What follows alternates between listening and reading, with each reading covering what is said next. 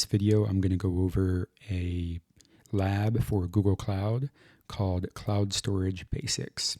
We're just going to go over how to create a cloud storage bucket here, upload files to it, and we're going to verify that we've done that correctly.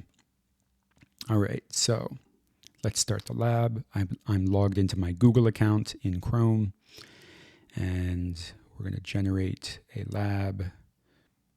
Here the lab has started. We've got our project ID that's going to be used for the lab, the name of the lab, Cloud Storage Basics. This is my email address. And we see we've got about 30 minutes left to complete this lab. We've been allotted 30 minutes total. Okay, so I'm in Google Cloud Console. And now I'm going to go back to the lab instructions. I'm already in console, so that was step 1. Step 2, navigate to cloud storage. So we can do that by going here to the left and going down to cloud storage. We're going to go over to buckets and create a bucket.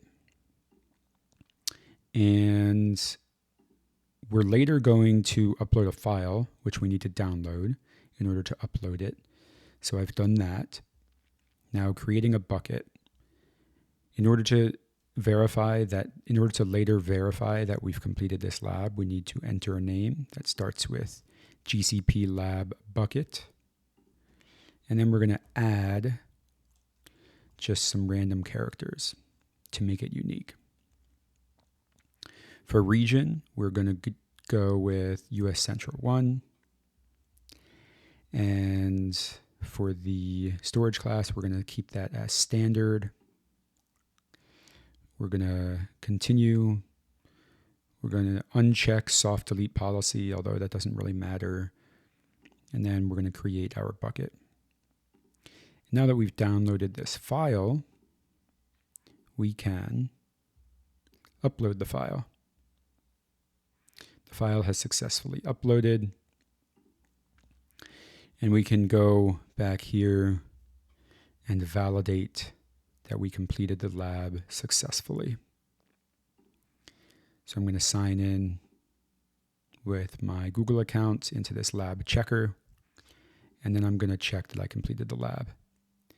I get the completion token because I completed the lab. I'm going to go back here and submit the token. And let's just see if I did it correctly. Yes, I did. Now, because this was not done in an actual course lesson, but just accessing the lab instructions directly, if I click mark lesson complete, it won't actually do anything.